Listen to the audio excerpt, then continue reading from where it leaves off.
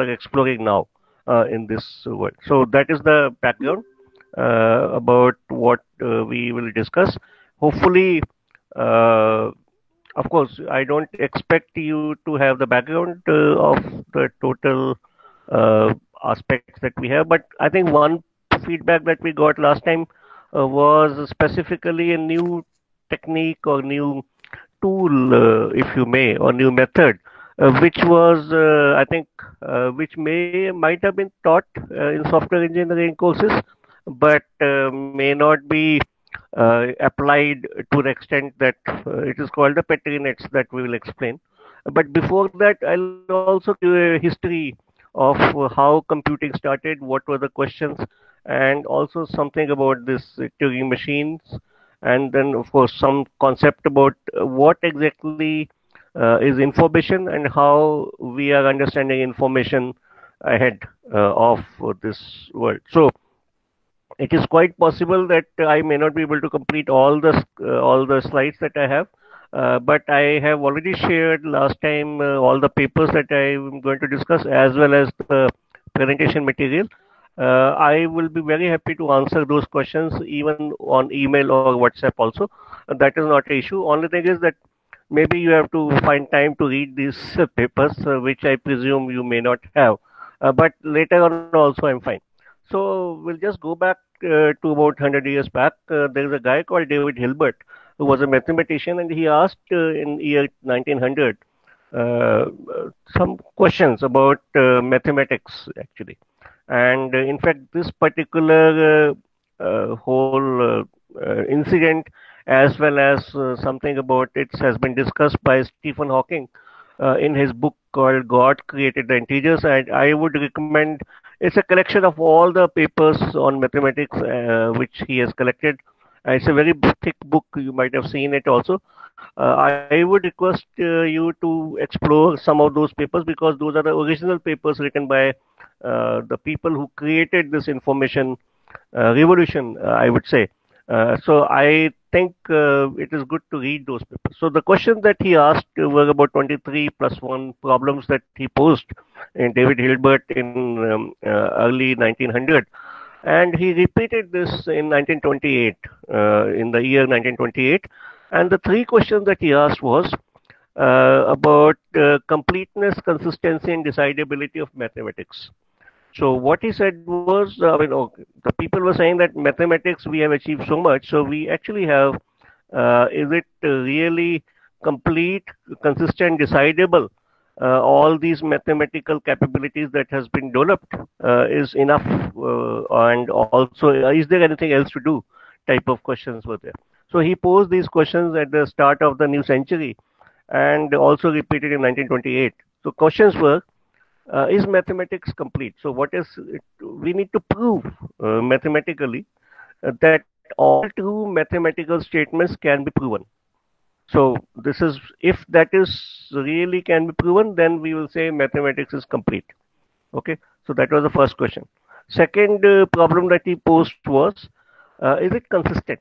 So what it means is that to prove that only true mathematical statements can be proven. That means if there is a statement and which is actually not true, and if you prove that, then you have proved a false mathematical statement. That means your method is inconsistent. So it can prove false mathematical statement through the process that you follow. Therefore, mathematical process or mathematical method or the tools, techniques, or the processes that you use for mathematical mathematical truth is inconsistent. So that should not be the case, right? So that is the second question that he posed. Third question that problem he posed was that we need to prove the existence of a decision procedure to decide the truth or falsehood of any given mathematical proposition. So this was a very interesting point to these three questions, right? Completeness, consistency, and decidability. If you can show these three or prove these mathematically, then you have a whole framework of mathematics, which is enough to say that we have achieved, we have understood the truth of reality, right? So Alan Turing was a person who came to know about these things, these questions in 1934. You may be aware that he was there in working for as a mathematician. He was there in UK. He was working for mathematical work, and also World War II was supposed to start. I mean, would have started about 5 years later, when they will break that code, Enigma code, and write it against German. That is, you know about Alan Turing's work, I presume. However, the background is when he came to know about these three questions, there was a guy called Kurt Gödel, and you must have heard about him also, I presume, since you have gone through some basic course on theory of computation. Kurt Gödel was a mathematician. He has already proved the first two, meaning that it is not complete, and mathematics is neither complete nor consistent. So he had proven through this incompleteness theorem of Gödel, which basically says that uh, it is the axioms define the mathematical system, but you can show that through those axiomatic inputs, you can actually prove through the same process false mathematical statements to be true. So it is neither consistent nor complete, is what Gödel's work was. However, the third question was still open that time. Interestingly, from about a year, Alan Turing worked on that problem, 35 to 36, 1935 to 36, and he created the answer to the third problem, which is basically saying that decidability of a mathematical proposition, whether it is true or not true, how do we decide whether a mathematical proposition or a mathematical statement is right or is correct or not? How do we decide? So, what is the method? What is the procedure? In this, when he was trying to answer this question through this process, interestingly, he created this model of computation, which was the first time is a new logical way of what exactly is a computable number, was what was defined. So Alan Turing was the person who defined what exactly we mean by computable or computation, so to say. So he created, and he incidentally he said he created a concept called a machine, which later on was called Turing machine, right? So it's, I think you would have read that, but I would request you to go through his remarkable and the original paper written in 1936, in on computable numbers with an application to this halting problem, is what is the undecidability problem, is what is called Einstein's problem in German. And you see this particular abstract, and he says in the according to his definition, according to my definition, a number is computable if its decimal can be written down by a machine. So this was a first uh, conceptual invention of a abstract machine, abstract device, which logically can do certain process or certain procedure to decide whether a particular number is computable or not computable. Interestingly, and here Stephen Hawking writes in his God Created the Integers, that he needed to make the precise notion of the decision procedure. Right? You need to decision procedure is whether it is yes or no, right? That we need to choose whether it is right. How do we do that? Right? Is there a criteria? Is there a method?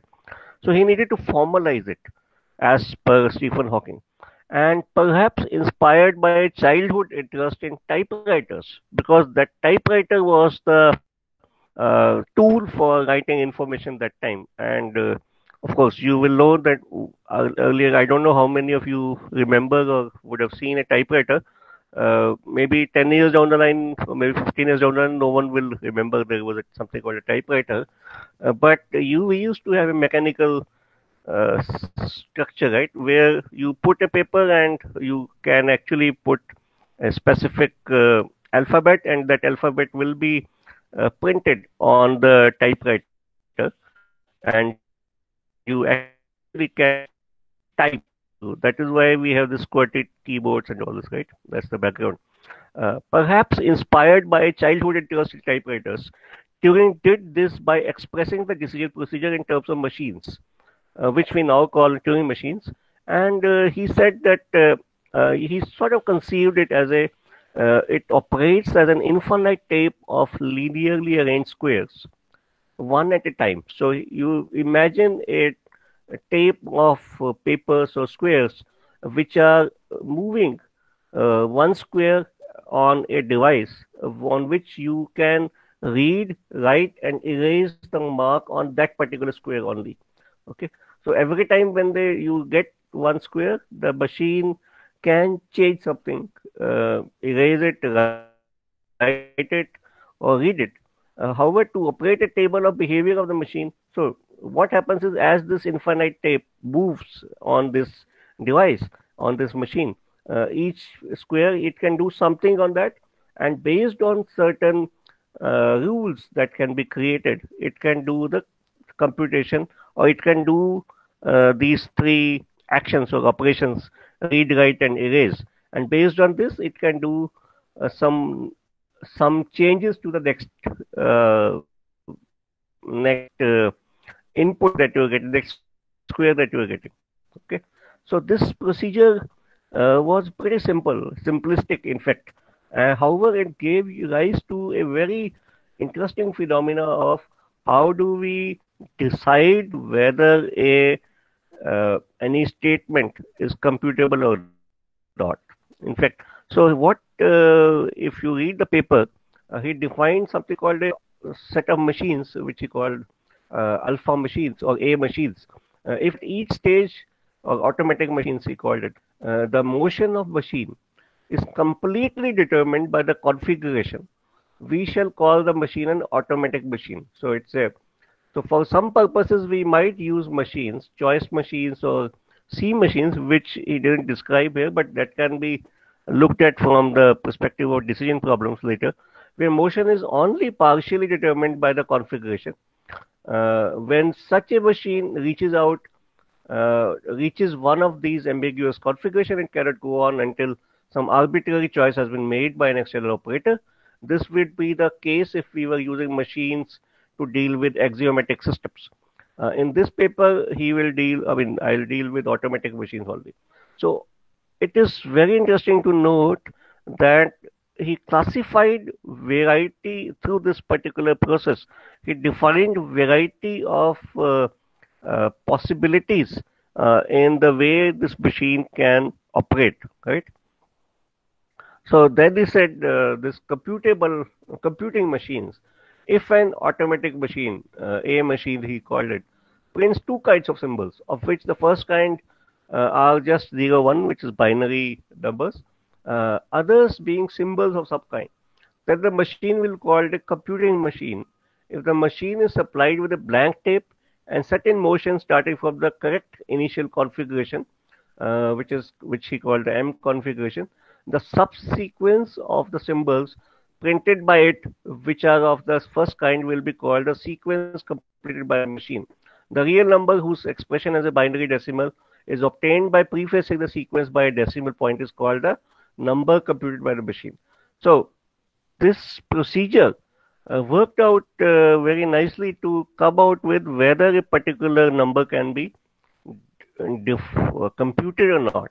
Okay. Of course, he also had this circular and circle-free machines, which is some sort of uh, a loop type of thing, right? So, but the point that is important is he conceived of a theoretically or in an abstract way, he conceived of a device or a set of device and set of procedures which are pretty simple if you look at the operations of this machine.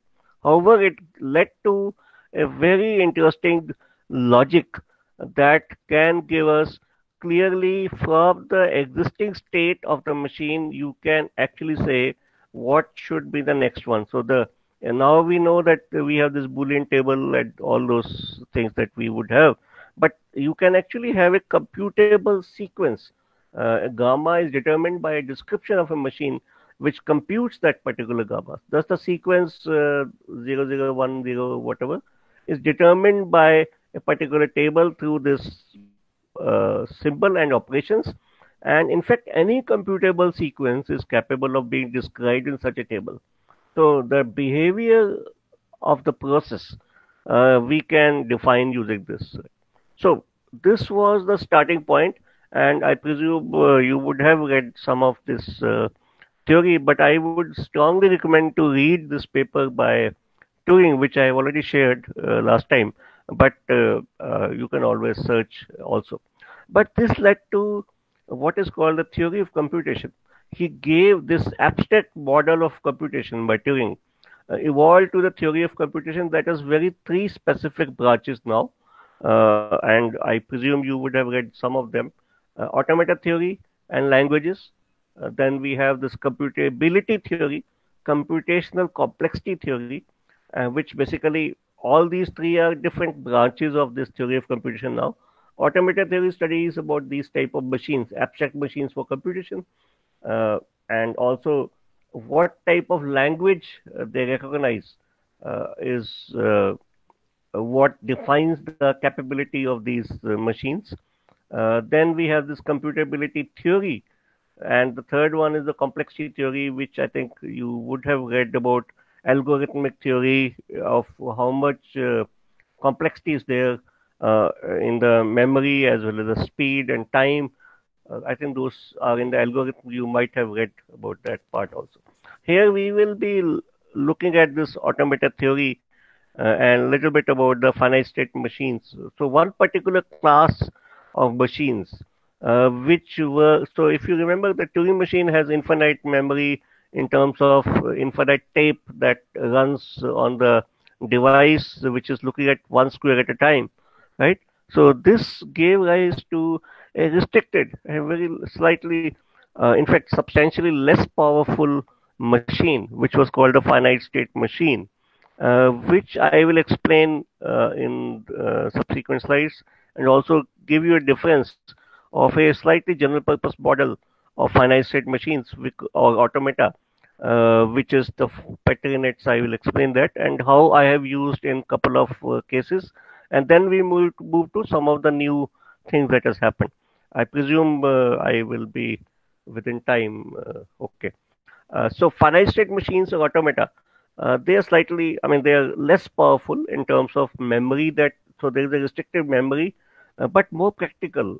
In fact, most of the IT systems designers or the things that we have designed are finite state machines as the basis, and many visual tools and methodologies have evolved to finite state automata.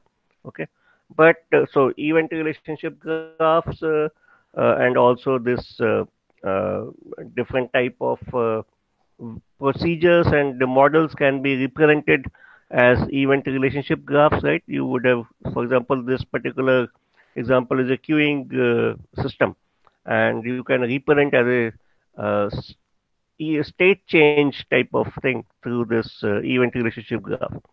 Second model, and which is really the broader model, is called a Petri net, and this is where I have substantially worked for last 20-25 years, at least in various applications that we have done, is the graph models of system behavior.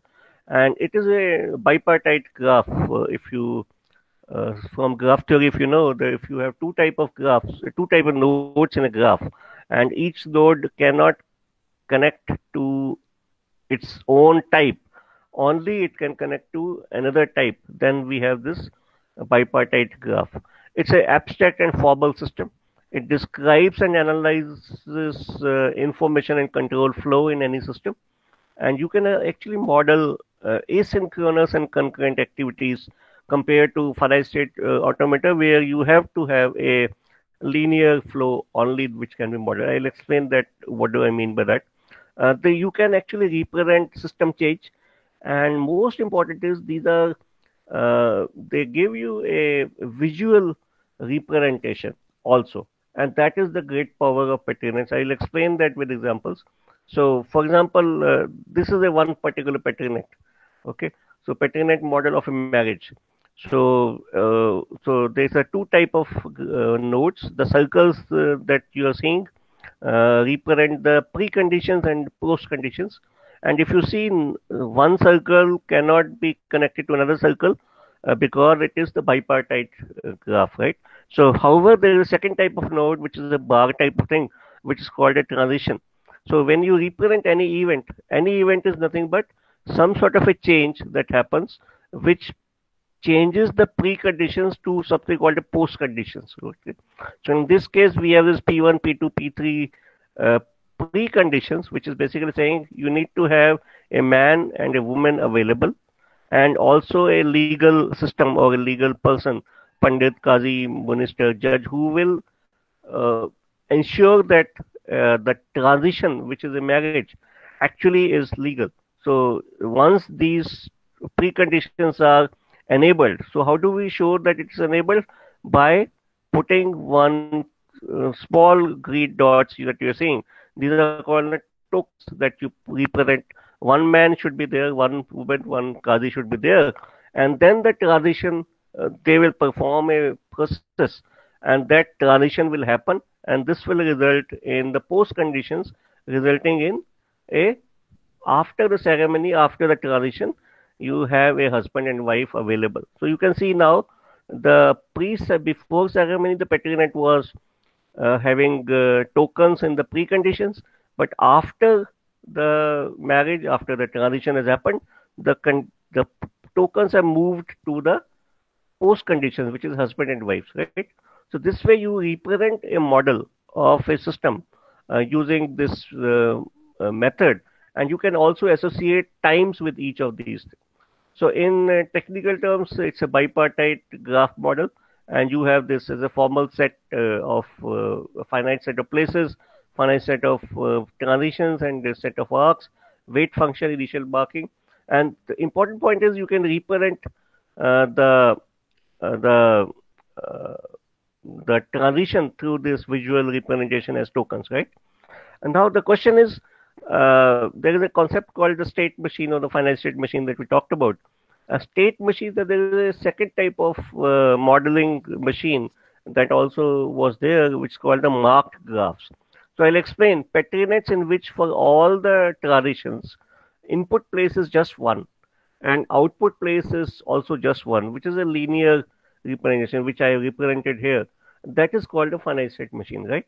So what it cannot model is the concurrency. It cannot represent. What is concurrency? Multiple type of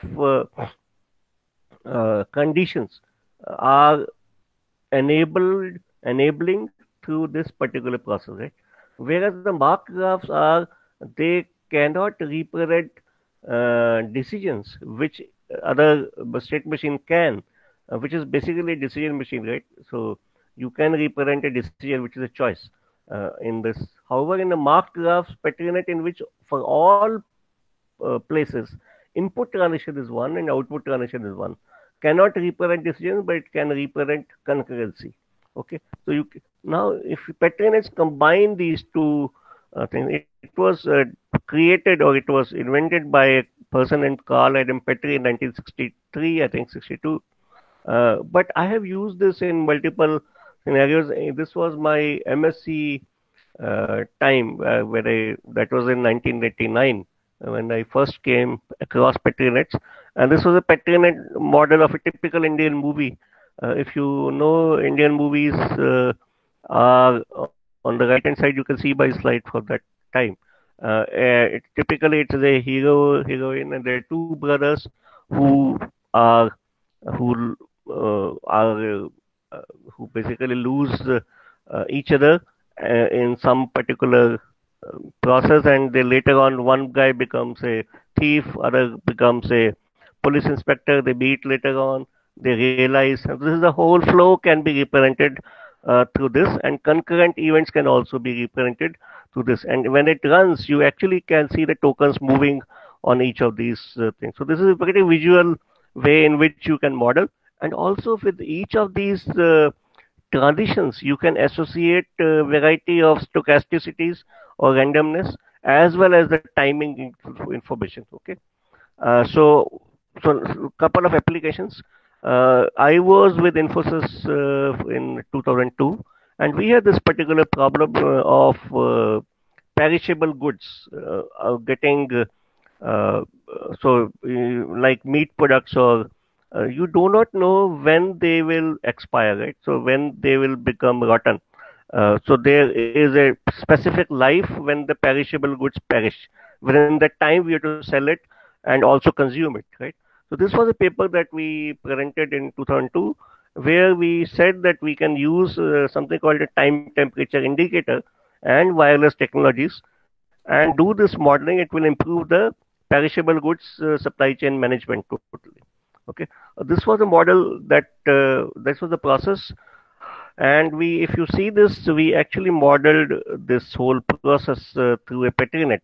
And this was a paper that was published, which I have already shared, and maybe you can read that paper how we modeled as a slight complex Petrinet. It was a time transition stochastic Petrinet. So that means each transition we associate certain timing information, also the stochasticity, the randomness, if you may, through the random distribution of those timings, how much time it will take for a particular perishable goods to get perished or get rotten. Okay. So the solution was that we actually can, through this new technology called time temperature integrators, we can put some sort of a barcode type of thing, but it gives you how much the cold storage or how much temperature when it is being transitioned, this particular perishable good is being transitioned from one place to another place, how much of that cold storage, cold temperature has been maintained. Okay, so this you can see through this time temperature indicators. But the question was how much improvement it will give compared to the existing method. And this we answered using this Petrinet model that we had analyzed. And this gave us, without actually implementing the solution, by doing this modeling and computing this through the simulation, some sort of Monte Carlo simulation that we did that time. For each of these time temperature indicators, we had these distributions through which we actually did a random number calculation and flew through this Petrinet and did many runs of the simulation to come out with these numbers. And we could see immediately that the solution gave us very nice result in terms of how much improvement you will get uh, compared to a existing system if you implement the new system. So that was a pretty nice way to represent. That was in 2002, and it was presented in a conference called in Cork in Ireland.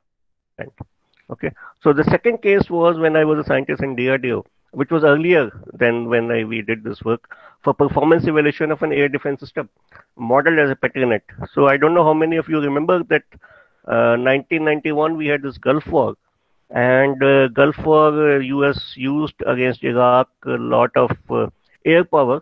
For about 40 days they bombarded, and they decimated the ground forces.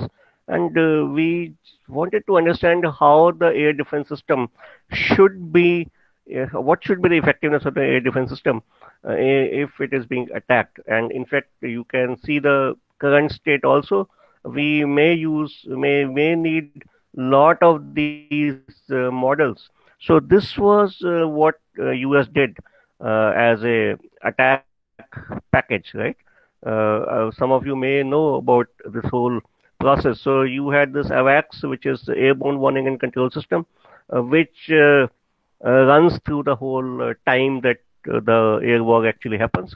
Then first set of jammers, first set of aircraft that come, they jam the air defense systems, air radars, and also attack the anti-aircraft guns as well as surface-to-air missile.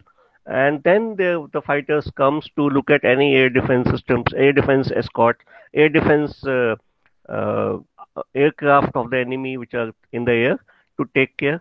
And then finally the bombers come. So this force package was a new concept that was created by US and allies in 91.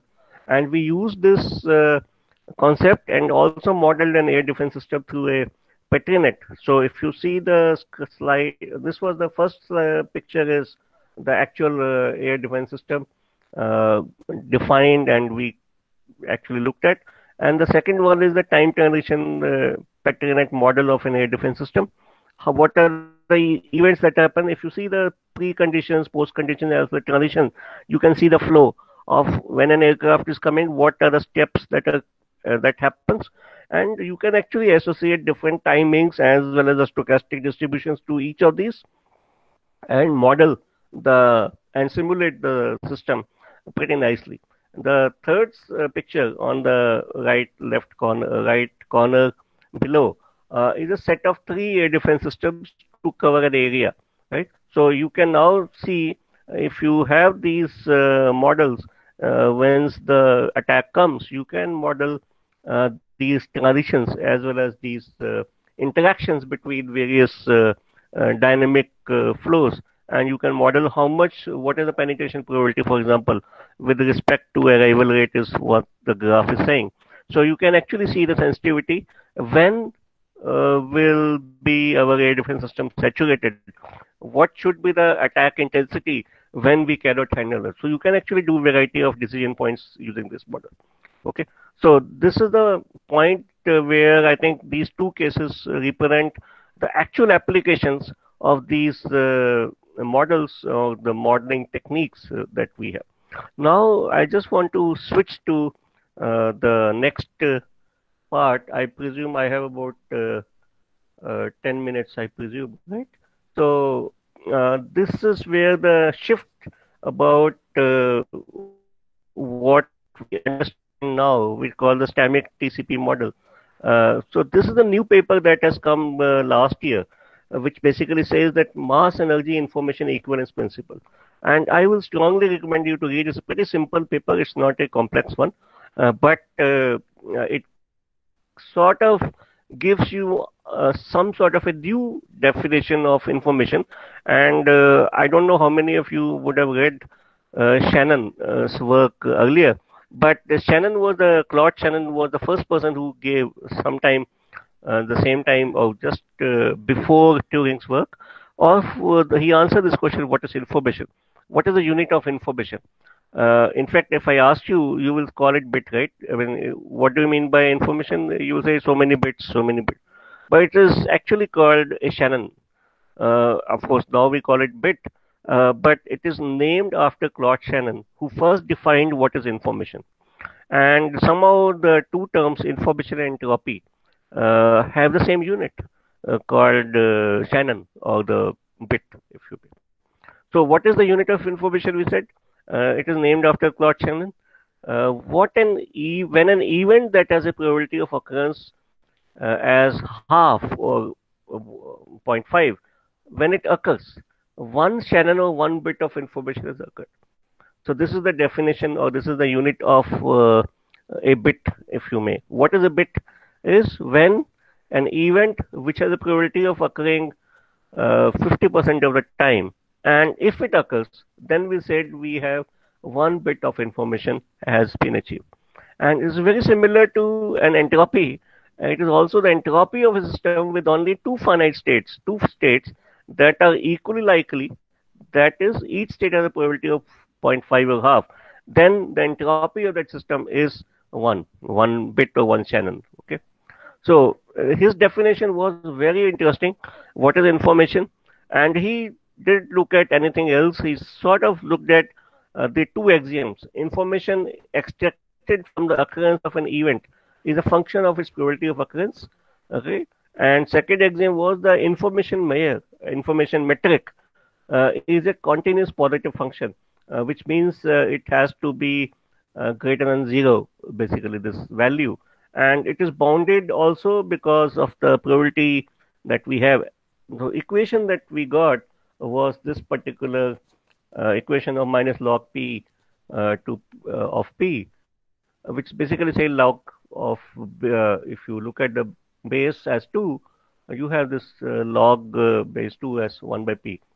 Okay, so this is what is information he defined. It's a very interesting paper. Now the new paper that we are talking about, the mass energy equivalence principle, he So there was this Boltzmann thermodynamics entropy, and some of you who have read physics, they will remember that there are a set of molecules create these Maxwell-Boltzmann statistics, and that interactions actually create and other type of things about any matter, right? So that is represented through these statistical models from physics, which was basically a thermodynamic. There's a concept called thermodynamic entropy, and this particular mapping of the physical and information through the metric called entropy was very similar to Shannon's work actually. There was a guy in 1961, Launder. He basically said that he basically proved that the the computation processes in a thermodynamic process are related. So, in fact, he actually gave a physical interpretation of computation through this paper. So, a new radical idea has been proposed in the last paper that we talked about, which I would request you to read. It's called Digital Information: How It Matches with the Physical Representation of Mass Energy Information Equivalence. And this radical idea is once a bit of digital information is created, it acquires a finite mass. Of course, that mass is very, very low, very small actually, but it's a physical mass that a bit of information acquires. And that is what, when we digitally create information. So this is the radical idea. And now you know that Einstein's equation of E is equal to mc square. So you have this equivalence which says information, mass, and energy can be equated through these three equations that he has given. Of course, this is a digital information that we're talking about. So, in fact, he is trying to claim that it's a distinct state of matter. In fact, information is physical, is what this paper is talking about. And my suggestion is that it will be great to read that, understand, and also maybe develop something on this. Okay, so I think I have a couple of minutes left more for this. I'll just run through these slides. This is my book from 2004 called where we said that how the world changes. The world, of course, is continuous and dynamic flux. And as we understand more and more about fundamentals, what are the fundamentals? Space time, energy matter, and information is what we, and also life. So we now talk about the machines which will have their own mind is what we are talking about in this new world that we have, right? So we actually have evolved this fundamentals from space-time understanding, energy matter, and of course, as we saw, Turing's and Shannon's work on information and computing. We are understanding life also. Now is the time to understand what exactly is a thought. So can we define something called a thought or a mind is what we're talking about. Here I will just skip some of these slides and also talk about my recent paper from TRISCON just to give you a new model of a conjecture. So just to say that where this new wave of innovation and emerging theories of information intelligence, thought, and computation, and glimpse at a conjecture. So technical systems have a mind of their own. So we have these new models of computation from nature are emerging, and lot of books are there, lot of literature is there. I would request some of you, if you are interested, to read this particular book called New Computational Paradigms. But there is a challenge. As we get more and more represent more and more information, we get this physical issue of thermodynamic heat, energy dissipation that happens, right? So this is the thermodynamics of computation. And I think this is a area where the classical Turing machines need to now. We already have something called probabilistic Turing machines. We saw something like stochastic modeling of using Petri-nets, and then we have this thermodynamic Turing machines. And in future, as we get into quantum computing, quantum Turing machines. So this is the future review from the theory of computation. We have to really explore these new areas And a conjecture that I proposed last year, couple of years in fact back, is mind the culprit. So this is a sort of a conjecture which says when we organize information and matter, right? So and through this artificial method, there are two type of computations. One that mind does, and second that is reflected in space-time organization of energy matter, which is physically representing it. So what is this conjecture? So we have this conjecture which is basically saying that when you do this mental computation, okay, the which is there in the thought, same computation, it will consume some energy, right? Whatever energy it will consume, it will have some, but it will always be less than or equal to when it is manifested in the physical world is one conjecture, which looks logical, but we need to prove this within the constraints of this. Once we have this same level of complexity of the mind as well as the when you represent in the physical system, same system in this thing. This is the question that we need to answer. Thus, as the intelligence of machines is increasing now, however, their thermodynamic efficiency will be decreasing because what you can conceive in mind doesn't consume that much of energy that is consumed when you have to reflect it in the physical system. And that's I think, the problem that we need to answer. Okay. So I think final question is what precisely does a cognitive state amount to in physical terms? And this, I think, is an interesting paper on quantum theoretic machines. And here I would like you to look at the last question in this. Science greatest challenge is to answer the fundamental question: what precisely does a cognitive state amount to in physical terms? And maybe some start is there when we looked at this information mass and energy equivalence, that last year paper that was there. So this is a little bit background about my work. I have done about 3 decades of work, and we run this company called Graffiti for last 13 years, 12 years now. This is 13 years running. I have this book that we have written also, and this is my final slide on my connections. My uh, email and my mobile also, I think, is there. So I would request you to ask questions if you have time. Otherwise, you can send me email. I know that you have very less time based on the next class that you may do. So thank you, and thank you, Professor Nisha, for inviting me again. I think I'm regularly doing this at VIT. I don't know how useful and of valuable this is. Thank you.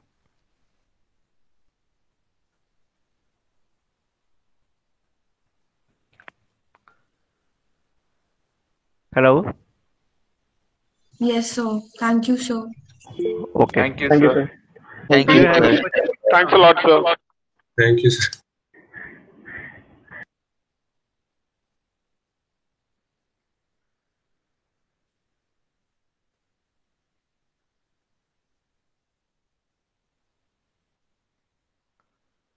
Okay, I'll switch it off there. Uh,